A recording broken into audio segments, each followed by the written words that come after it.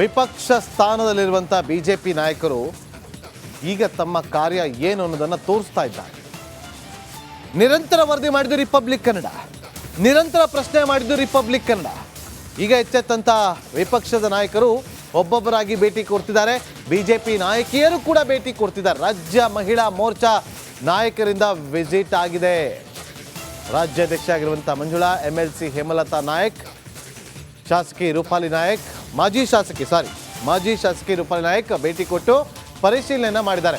ಇದೊಂದು ಸರ್ಕಾರಿ ಪ್ರಾಯೋಜಿತ ಕೊಲೆ ಅಂತ ಆರೋಪವನ್ನ ಮಾಡಿದ್ದಾರೆ. ಆಕ್ರೋಶವನ್ನು ಕೂಡ ಹೊರಗಾಕಿದ್ದಾರೆ. ಕೇಳಿ.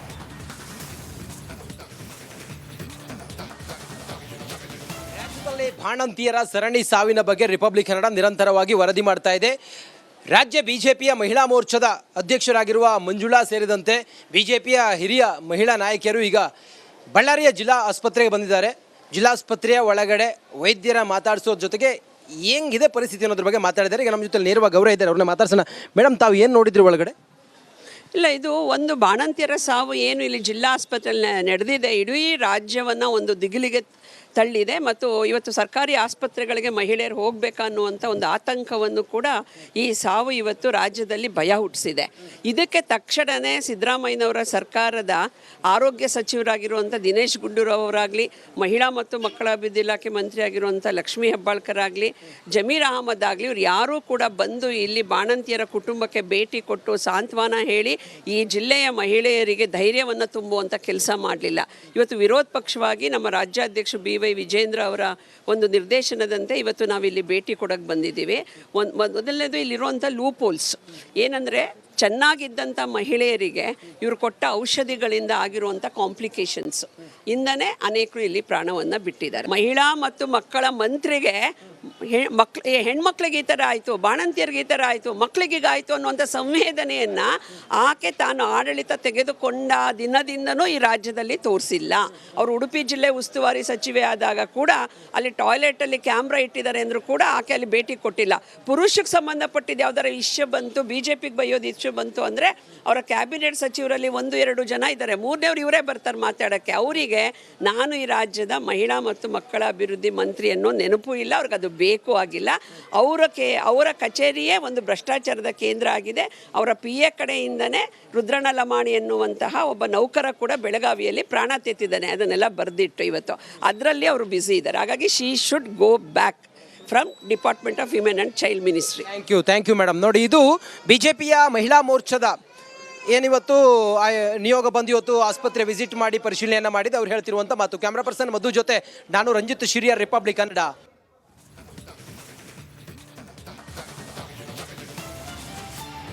CM ಆದರೂ ಕೂಡ ಪ್ರಶ್ನೆ ಮಾಡೋದನ್ನು ಮರೀಲಿಲ್ಲ ರಿಪಬ್ಲಿಕ್ ಕನ್ನಡ.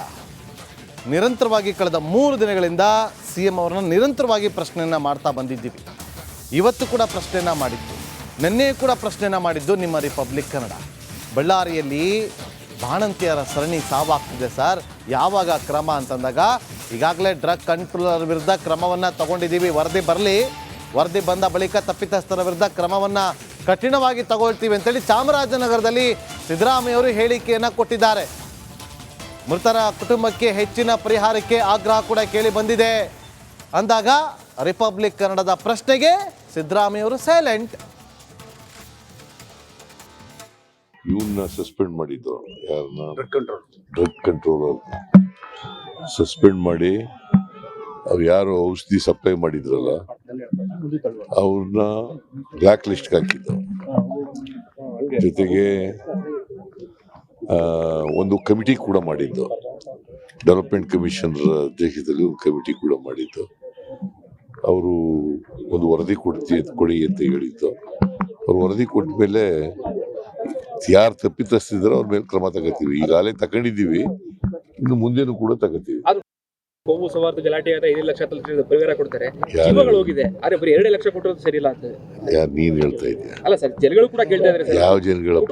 ಕೇಳ್ತಾ ಇದಾರೆ ಸರ್, ಕಡಿಮೆ ಆಯ್ತು ಅಂತ ಸರ್. ಈಗ ಶ್ರೀರಾಮುಲು ಅವರು ಬಿಜೆಪಿ ಪ್ರತಿಭಟನೆ ಮಾಡ್ತಾರೆ ಬಳ್ಳಾರಿಯಲ್ಲಿ ಶ್ರೀರಾಮುಲು ನೇತೃತ್ವ ಪ್ರತಿಭಟನೆ ಮಾಡ್ತಾರೆ ಬಾಣಂತಿಯರ ಸಾವಿನ ಪ್ರಕರಣಕ್ಕೆ ಸಂಬಂಧಪಟ್ಟಂಗೆ ಏನಂತ ಏಕಾಗಿ ಪ್ರತಿಭಟನೆ ಮಾಡ್ತಾ ಇದ್ದಾರೆ ಇವತ್ತು. ಏನು ಬಾಣಂತಿಯರ ಶ್ರೀರಾಮುಲು ಅವರು ಸಾವಿನ ಪ್ರಕರಣ ನೋಡೋಣ, ಈಗ ವರದಿ ಬರಲಿ ಅವ್ರ ಮೇಲೆ ಕ್ರಮ ತಗೊಂಡಿದ್ದೀವಿ. ಕೋಮು ಸೌಹಾರ್ದ ಗಲಾಟೆ ಆದ 5 ಲಕ್ಷ ಪರಿಹಾರ ಕೊಡ್ತಾರೆ, ಜೀವಗಳು ಹೋಗಿದೆ, ಆದ್ರೆ ಬರೀ 2 ಲಕ್ಷ ಕೊಟ್ಟರು ಸರಿ ಇಲ್ಲ ಅಂತ. ಯಾರು ನೀನ್ ಹೇಳ್ತಾ ಇದೀಯ? ಅಲ್ಲ ಸರ್, ಜನಗಳು ಕೂಡ ಕೇಳ್ತಾ ಇದ್ದಾರೆ ಸರ್, ಯಾವ ಜನಗಳಪ್ಪ? ಕುಟುಂಬಸ್ಥರು ಕೇಳ್ತಾ ಇದ್ದಾರೆ ಸರ್, ದುಡ್ಡು ಕಡಿಮೆ ಆಯ್ತು ಅಂತ ಸರ್. ಈಗ ಶ್ರೀರಾಮುಲು ಅವರು ಬಿಜೆಪಿ ಪ್ರತಿಭಟನೆ ಮಾಡ್ತಾರೆ ಬಳ್ಳಾರಿಯಲ್ಲಿ ಶ್ರೀರಾಮುಲು ನೇತೃತ್ವ ಪ್ರತಿಭಟನೆ ಮಾಡ್ತಾರೆ ಬಾಣಂತಿಯರ ಸಾವಿನ ಪ್ರಕರಣಕ್ಕೆ ಸಂಬಂಧಪಟ್ಟಂಗೆ ಏನಂತ ಏಕಾಗಿ ಪ್ರತಿಭಟನೆ ಮಾಡ್ತಾ ಇದ್ದಾರೆ ಇವತ್ತು. ಏನು ಬಾಣಂತಿಯರ ಶ್ರೀರಾಮುಲು ಅವರು ಸಾವಿನ ಪ್ರಕರಣ ನೋಡೋಣ, ಈಗ ವರದಿ ಬರಲಿ ಅವ್ರ ಮೇಲೆ ಕ್ರಮ ತಗೊಂಡಿದ್ದೀವಿ. ನಮ್ಮ ಮೈಸೂರು ಪ್ರತಿನಿಧಿ ವಿನೋದ್ ಆ ಪ್ರಶ್ನೆಯನ್ನು ಮಾಡಿದ್ದು 2 ಲಕ್ಷ ರೂಪಾಯಿ ಪರಿಹಾರ ಸಾಕಾಗ್ತಿಲ್ಲ ಅನ್ನೋದು ಒಂದು ಕಡೆ ಆದರೆ ಇನ್ನೂ ಸೇರೇ ಇಲ್ವಂತೆ ಅನ್ನೋ ವಿಚಾರವನ್ನು ಪ್ರಶ್ನೆ ಮಾಡಿದಾಗ ಯಾರು ನೀವೇ ಹೇಳ್ತಿರೋದು ಅಂತ ಕೇಳಿದ್ರು. ಅದು ನಮ್ಮ ಪ್ರತಿನಿಧಿ ಮೈಸೂರು ರಿಪೋರ್ಟರ್ ವಿನೋದನ್ನು.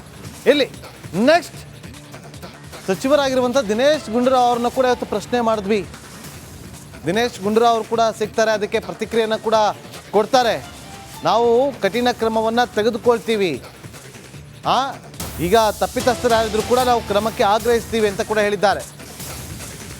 ತಪ್ಪು ಯಾರೇ ಮಾಡಿರಲಿ ಕಠಿಣ ಶಿಸ್ತು ಕ್ರಮ ಆಗಲೇಬೇಕು ಸಚಿವರೇ, ಇಲ್ಲಾಂದ್ರೆ ನಾವು ಪ್ರಶ್ನೆ ಮಾಡ್ತೀವಿ ನಿಮ್ಮನ್ನ. ಯಾರು ತಪ್ಪು ಮಾಡಿದ್ದಾರೆ ಅವರನ್ನು ಬಹಿರಂಗಪಡಿಸಿ. ಆರೋಗ್ಯ ಸಚಿವ ದಿನೇಶ್ ಗುಂಡೂರಾವ್ ಅವರು ಈಗ ಹೇಳಿಕೆಯನ್ನು ಕೊಟ್ಟಿದ್ದಾರೆ. ಲೋಕಾಯುಕ್ತ ಅಧಿಕಾರಿಗಳು ದಾಳಿ ಮಾಡೋದು ತಪ್ಪೇನಿಲ್ಲ, ಹೌದು ತಪ್ಪು ಅಂತ ನಾವು ಕೂಡ ಹೇಳ್ತಾ ಇಲ್ಲ, ಯಾರು ಕೂಡ ಹೇಳ್ತಿಲ್ಲ. ಒಂದು ವಿಷಯ ಕೂಡ ಮುಚ್ಚಿ ಹಾಕುವ ಪ್ರಮೇಯ ಇಲ್ಲ. ಬೆಂಗಳೂರಲ್ಲಿ ಸಚಿವ ದಿನೇಶ್ ಗುಂಡೂರಾವ್ ಅವರು ಹೇಳಿಕೆಯನ್ನು ಕೊಟ್ಟಿದ್ದಾರೆ. ಬೆಂಗಳೂರಲ್ಲಿ ತಪ್ಪು ಮಾಡಿದವರ ವಿರುದ್ಧ ಕಠಿಣ ಶಿಸ್ತು ಕ್ರಮ ತಗೋತೀವಿ ಅಂತ ಹೇಳಿದ್ದಾರೆ. ತಗೊಂಡಿಲ್ಲ ಅಂದರೆ ನಾವು ಸುಮ್ಮನೆ ಬಿಡಬೇಕಲ್ಲ, ಪ್ರಶ್ನೆ ಮಾಡೇ ಮಾಡ್ತೀವಿ. ನೋಡೋಣ, ಇದು ವರದಿ ಬರೋದಕ್ಕೆ ಎಷ್ಟು ದಿನ ಆಗುತ್ತೆ, ಅದನ್ನು ಬಹಿರಂಗಪಡಿಸೋದಕ್ಕೆ ನಮಗೆ ಬಹಿರಂಗಪಡಿಸೋದು ಬೇಡ. ನೀವು ಅವ್ರ ವಿರುದ್ಧ ಕಠಿಣ ಕ್ರಮ ತಗೊಳ್ಳಿ ಸಾಕು.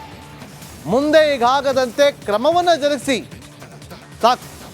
ನೋಡಿ ಏನು ಹೇಳಿದ್ದಾರೆ ಅಂತ. ನಾನು ನೆನ್ನೆನೇ ಹೋಗಬೇಕಾಗಿತ್ತು, ಬಟ್ ನೆನ್ನೆ ಕ್ಯಾಬಿನೆಟ್ ಇರೋದ್ರಿಂದ ನೆನ್ನೆ ಹೋಗಲಿಲ್ಲ. ಆದರೆ ಇದರ ಬಗ್ಗೆ ಈಗಾಗಲೇ ಎಲ್ಲ ಹೇಳಿದ್ದೀವಿ. ನಮ್ಮ ಕಡೆಯಿಂದ ಏನೇನು ಕ್ರಮಗಳು ತಗೊಳ್ತಾ ಇದ್ದೀವಿ, ಎಲ್ಲಿ ಏನಾಗಿದೆ, ಮತ್ತು ಯಾರಾದರೂ ತಪ್ಪು ಮಾಡಿದರೆ ಖಂಡಿತ ಅವ್ರ ಮೇಲೆ ಕ್ರಮ ಆಗುವಂಥದ್ರಲ್ಲಿ ಯಾವುದೇ ಎರಡು ಮಾತು ಇರೋದಿಲ್ಲ. ಅನೇಕ ಕ್ರಮಗಳು ತೊಗೊಂಡಿದ್ದೀವಿ. ಈಗ ಮುಂದೆ ಏನು ಮಾಡಬೇಕು ಅಂತ ಅದರದ್ದು ಕೂಡ ಎಲ್ಲ ನಾವು ಹಲವಾರು ರೀತಿಯಲ್ಲಿ ಕೂಡ ನೋಡ್ತಾ ಇದ್ದೀವಿ. ಆ ಕಂಪನಿ ಮೇಲೆ ಯಾವ ರೀತಿ ಆ್ಯಕ್ಷನ್ ತೊಗೋಬೋದು, ಆಮೇಲೆ ಬೇರೆ ಬೇರೆ ಲ್ಯಾಬ್ಗಳು ಹೇಗೆ ಸರಿ ಇದೆ ಅಂತ ಅವರು ಟೆಸ್ಟ್ ಮಾಡಿಕೊಟ್ಟಿದ್ದಾರೆ.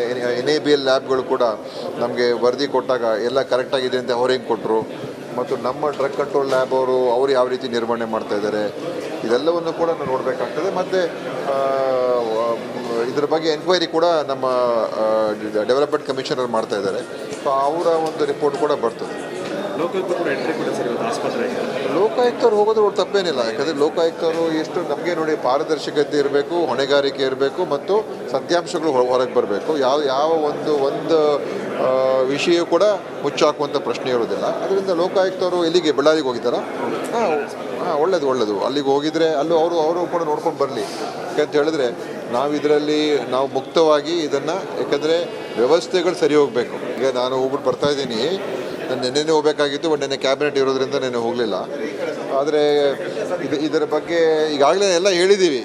ನಮ್ಮ ಕಡೆಯಿಂದ ಏನೇನು ಕ್ರಮಗಳು ತೊಗೊಳ್ತಾ ಇದ್ದೀವಿ, ಎಲ್ಲಿ ಏನಾಗಿದೆ, ಮತ್ತು ಯಾರಾದರೂ ತಪ್ಪು ಮಾಡಿದರೆ ಖಂಡಿತ ಅವ್ರ ಮೇಲೆ ಕ್ರಮ ಆಗುವಂಥದ್ರಲ್ಲಿ ಯಾವುದೇ ಎರಡು ಮಾತು ಇರೋದಿಲ್ಲ.